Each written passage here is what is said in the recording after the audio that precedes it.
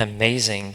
I absolutely love seeing so many people, not just here today, but throughout the whole weekend. A lot of wonderful speakers were here before me, a lot of amazing friends, developers, advocates, and all of this space. And I'm absolutely privileged not only to open the conference earlier yesterday, but also to close it here.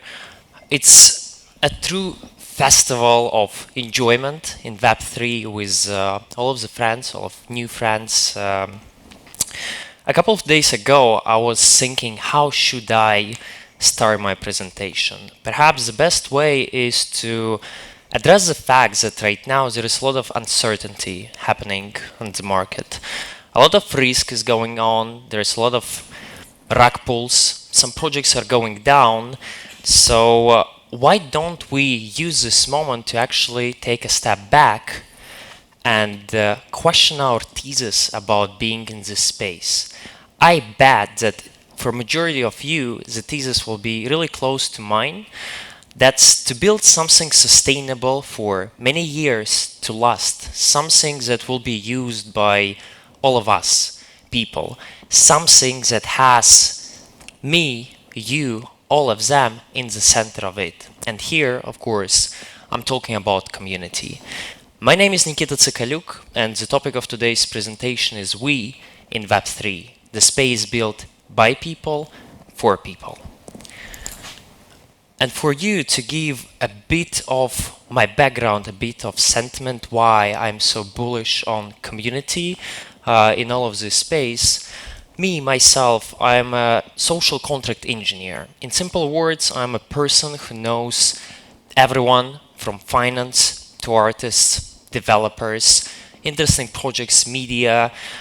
You might know me from my podcast, We in Web3, where I invite some of the biggest OGs to talk about different elements of Web3. You might know me from a recently launched rag radio show, Origins XYZ, that is aiming to be the biggest European rag radio show. I'm also writing for Forbes, writing for Cointelegraph about NFTs, digital identity, digital collectibles, fashion, and for all of it, community, like educating people and building something that's gonna last there, that's been my passion for many, many years now. I want all of you to take a couple of moments just to take a look at all of these headlines right here. If there is one thing that I want you to understand from those, that is the fact that traditional brands, Web2 brands as we call them, they're extremely bullish on the Web3 space. They're already actively building their communities, they're actively building their projects, and even if you haven't seen it, even if you haven't noticed it, rest assured, majority of the brands are already trying out this new technology, whether it's NFTs or payments through crypto, or some in real life events where they're bringing some of Web3 OGs to connect with their consumers just to test this thing. And if you don't trust me, numbers don't lie. Those are some of the recent stats taken from earlier this September of Web2 brands who entered this space regardless whether it's in the right way, in the wrong way, but they entered it through NFTs, through DAOs, through some crypto projects, and they're doing it pretty well. If you take a look at secondary transactions, if you take a look at primary sales, it's in millions, and soon it will be in billions. So be sure that the brands already are aware of Web3 space. They know what is happening here, they know how to enter it, and the more times they learn about it, the more times they take to actually enter it fully, the better it is. Because in this case, they will actually understand that the biggest difference between Web 2 and Web 3 is the fact that it's not only about money. It will be always about money, don't get me wrong. But at the same time, if in Web 2 you're only building your brand to get revenue, to get sales, in Web 3 you're also building it for people. You're building for this loyal, small group of people who will be using your product long term. And I'm going to explain to you why in a couple of moments. Let's define community. In my personal word, community is not only about WAGMI. It's not only about when Lambo, it's not about going up and down and asking what is the support team, give me my money back, etc.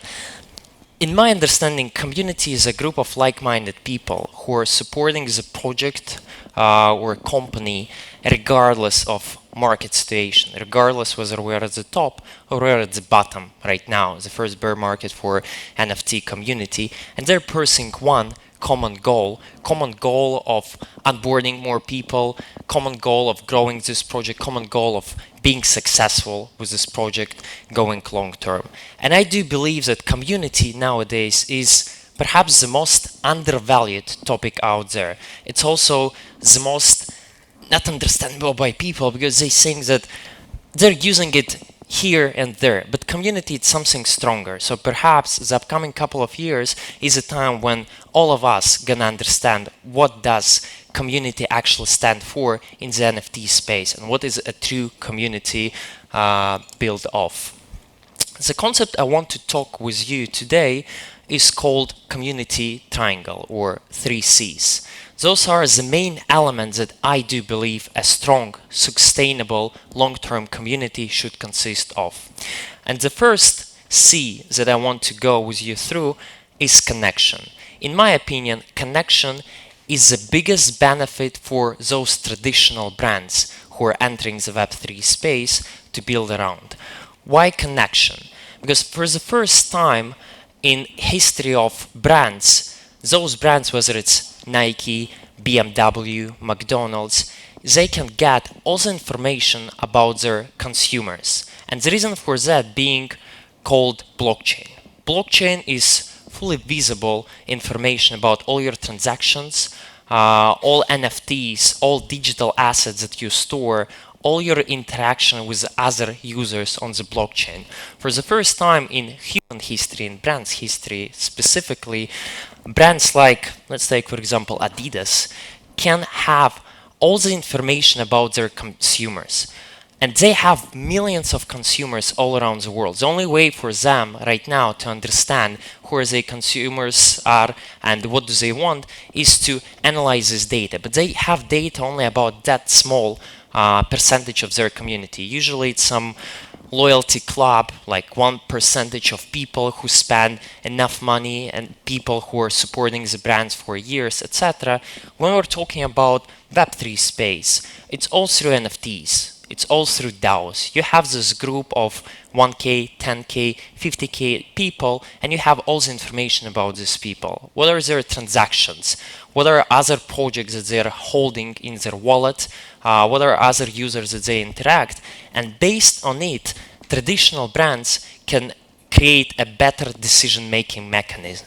Because brands like Adidas, brands like Rolls-Royce, they see that me, as one of many users, prefer another brand as well. I'm holding NFTs of this other brand, or I'm holding this token, I've made these interactions in the last couple of days, and they can have better decision based on it. They can have collaborations with this brand because me, as for example, the biggest holder of their token, I prefer also another brand, Dior. So why don't Adidas make some kind of collaboration with Dior? Because they know there will be some demand, at least from me, at least from other people. So it can be a limited collaboration which will have a lot of impact, which will have a lot of demand coming from users like me, which they cannot analyze, they cannot do apart from all these surveys, apart from this small group of their users in traditional Web2 way. The second C of this triangle that I want to discuss today is called creation. Creation is perhaps the biggest benefit for all of us users who are coming to this NFT project to support it, who want to be a part, take a part in a crypto project. Because the biggest difference between Web2 and Web3 space from this founder standpoint is the fact that in traditional business, you as a founder, you need to wear different hats. You need to be the founder of the brand. You need to be a good fundraiser because that's what you do at the beginning. In a certain way, you need to be also a good HR specialist. You need to know marketing, sales, yada yada yada. When it comes to Web3, you have all these people who joined your project, people who actually want to be a moderator of your Discord at no cost. Maybe for a couple of NFTs, maybe for some, I don't know, extra information that others don't get, because they truly believe in your project, they believe in your cause, they believe in your vision, and they want to join you. You as the founder of the brand in Web3. Let's take, for example, crypto artists. You don't need to worry about promoting your art. You don't need to worry about promoting your project if you have a strong community, because it's in interest of those people to either increase the floor price for those people who are aiming to resell it later on, or to bring more people to your brand, to you as an artist, to you as a founder, so that more people know about you, so that more people join your team, some big influencers, some big OGs, so that you are on the stage, so that you are in the media, in the news. And actually, all of those people who are part of your projects, once again, supporting an artist or being a part of an NFT project, in majority cases, they also have their businesses in traditional world, like in Web2 world. So for them, having a manufacturer of t-shirts, it costs almost nothing to give the founder of Web3 project some kind of discount or create this 100 t-shirts for free. So basically, the founder of the project is released from these responsibilities of creating this product, which can be a merchandise, which can be some airdrop further on. The founder is also released from this connected to this process costs, because it's in interest of your community, once again, to increase the value of your brand, to bring more people, to make it successful. The last C that I want to discuss with you today is called credentials. And credentials is the biggest benefit for all the traditional brands or Web3 brands to be successful in this space. And when I say successful, it can be measured in terms of years, to be there in the market for 3, 5, later on 7 years, in terms of having zero rug pulls, zero problems with community entering your space, zero problem with media out there. Because when you have a sustainable, successful brand, influencers, artists, like people from all other projects, they're interested in becoming a part of your project. They're interested in supporting you. And whenever it comes to big influencers in traditional brand, let's take, for example, Cristiano Ronaldo, who just recently, 2 days ago, launched his Binance NFT project. There might be question whether the project is good or bad, but the fact that Cristiano Ronaldo entered Binance earlier this June to become NFT, specifically football NFT advisor, and now he has his project. It's a big fact, because Cristiano Ronaldo is helping his community to better understand the Web3 space. Maybe he's gonna have some AMA spaces with Binance on Twitter, on YouTube later on. Maybe he's gonna organize some in real life event to meet with CZ, the founder, the guy of Binance, and educate people about what's going on in the space. At the end of the day, we're aiming for sustainable growth for Web3 so that more people can join us. We want those millions, later on billions of people to join the space when it's safe, when it's secured, when it's efficient. And one of the ways to do so is to educate this big community through people who they actually trust. Influencers, some celebrities, and the only way for you to attract those is by having this sustainable, efficient brand. Earlier this June, Pharrell Williams also joined Doodles as a chief of brand. We still don't know what does it mean, what is he doing here, etc. But the fact that all these big OGs in traditional brand, artists, musicians, movie stars, etc., they're entering the space and they're bringing their people, followers from Instagram, Twitter, Facebook, in real life friends, it's a huge fact. Here are just a couple of keywords that I want you to associate those 3 C's with. As I already told you, it's metaverse. One of the headlines that you have seen at the beginning of presentation was KPMG this June/July, entering the metaverse space by building their office, their hub in the Decentraland. What does it allow KPMG to achieve here? First of all, they are educating their employees, they're educating their clients about Web3. What is Metaverse about? What is digital assets? How to communicate with people there.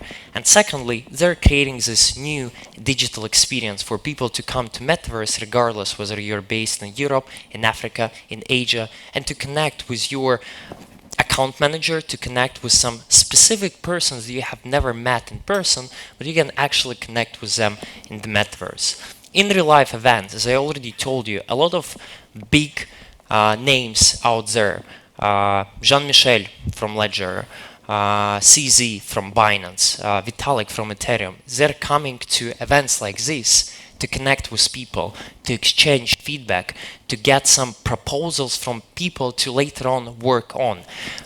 What was the last time you met director of McLaren, you met director of Tiffany & Co. in real life? Most probably none.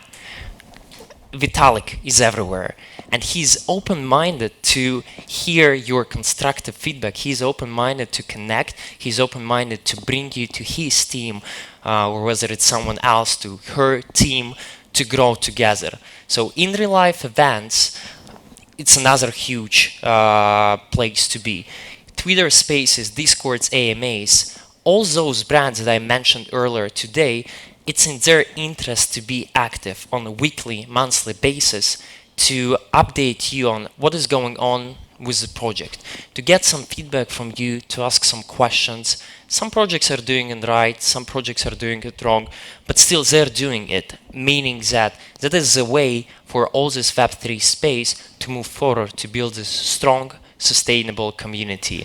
Ambassadors, advisors, DAOs, like in my opinion, is the most decentralized, community-driven voting mechanism where everyone's vote, depending on his or her contribution to this project, actually matters. What was the last time you, as an employee of the same KPMG, being some kind of junior employee, your voice mattered? Most probably none. This time, that is how Web3 is changing it. That's how Web3 is helping your voice to be actually at the same level as all these seniors and all these directors. Here are just a couple of examples that I mentioned. KPMG, once again, opening their Metaverse Hub this June, July.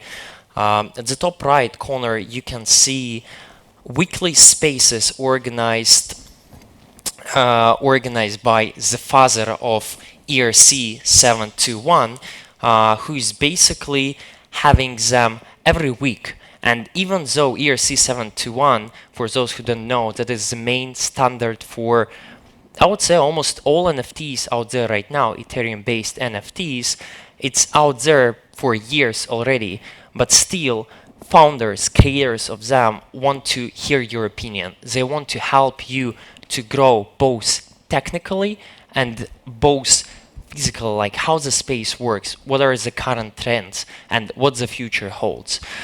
In the middle, you can see Tech Heuer watches that they also launched this summer. That's basically the way how you can promote the brand at no cost. You having your PFP on the t-shirt, you having your project on your watches or on your hat, let's call it merchandise or like some kind of other swag. That is the way how you're promoting the project at no cost. That is the way how people seeing you on stage at some of the biggest conferences are coming to you to ask, what's this project about? How can I join you? What are you doing here? The last things that you can see here is Space Drip. It's Nike project, artifact project that they launched earlier this year, and not that long ago, last week, people started getting all these customized sneakers created by some of the biggest developers, artists in the space, like Loopify or Defaced, and that is the way how people can get the voice in the space. That is the way how people can build this community of people around there. I want all of you to think once again about why I am in this space. As I said at the beginning of this presentation, in majority of cases it will be about this sustainable long-term use of this Web3, something that you want to use in 10, 15, 20 years from now. The Web3 space right now is extremely early. It's gonna change, it's gonna adjust 10, if not 20 years before we see the final form. The final form of Web2 happened when we, as creators, could create our own web page or application in matter of minutes, like Wix web page that allows you to do all of it. The peak of Web3 gonna come in the next 10, 15, 20, maybe more years. But there is one thing that you need to keep in mind already right now. What do I want to use in this space for me, for my kids, for my parents later on? Is it something for just the sake of building it, just for the sake of having it, or is it something actually that me as a user, me as a consumer, me as a gamer, me as an influencer want to use in the future? Is it something that I will be forced to use, whether it's metaverse with all this VR, AR sets, some Web3 gaming, or that is something that I will be enjoying to use after a long working day? That's why I do believe that right now we need to build this space by people, for people, and the right time is already right now. And I do believe that because of all of these reasons, us, people, being in the center of this space, you, me, all of them, for all of these reasons, there is term we in Web3. Thank you very much. I know that we still have a couple of minutes for any questions if you have. For those who are shy or couldn't come up with any questions, I'm really active on Twitter. I'm more than happy to answer your questions out there. You're also welcome to check out our podcast, Prague Radio, my YouTube podcast. So more than happy to connect with you guys, but still since we still have 3 minutes, am I right? Yes. Yes. Any questions from the audience?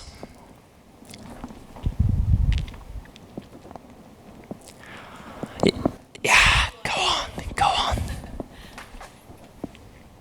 Nice, thank you for this. Cool. So I'm a UX designer, and I think this term of like putting the people at the center of the everything, you know, like designing things for people by people, I think it really resonates with me. But it's challenging because I really think that this Web3 movement is really tech-led at the moment, and I think it's, like you're mentioning, a really good opportunity for people that are more, like roles that are more people-centric, to bring, the power of this to the space. And I think that is a challenge, like working as a UX in the space. You see that it's not necessarily the priority to put the we at the moment. Like we're still working in the 3 element first. But yeah, I think that the future is really bright, and that we're like things like you're mentioning have so much power for creating connection. And I think that once you have that real person-to-person connection, you have trust, and that really scales the product itself. And it's not just the tech layer that needs to be really efficient and really good. So yeah, well done on the presentation. Appreciate that. I really love hearing it. It's never too early or too late to start. Like a lot of people assume that Web3 space is metaverse. It's something that Facebook told us, like having these VR sets, like coming back to home, like having this interaction. Now, I do believe that the whole Web3 space, like the metaverse or whatever you call it, it's happening right now. And it was forced by COVID partially because we started working from home, we started being more connected, and all people already being in this digital ecosystem through communication, through online payments. That's basically what all this space is about. But at the end of the day, you need to remember that it's not only about you, it's not only about this technology that is there, but it's about being connected with all people.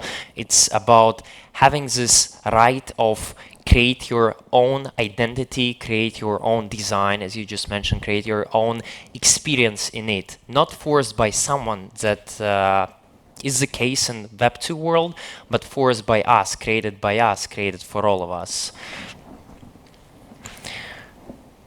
Yeah, I guess no more questions. I really appreciate being here for all of this weekend. I want to say a huge, huge respect to the whole East Gathering team, to Jess, to Tadeo. I've been in chat with them for many months. I know that it has been a challenging time for them to gather everyone here. It's my first time in Barcelona as well. I enjoyed it a lot. Enjoyed it partially because of people, partially because of food, sun. Like in Latvia right now, it's -7. It's snowing, so it's my last day here. I'm gonna enjoy it a lot. I hope that all of you gonna enjoy it as much as I am going to. And thank you very, very much, everyone. See you in the metaverse.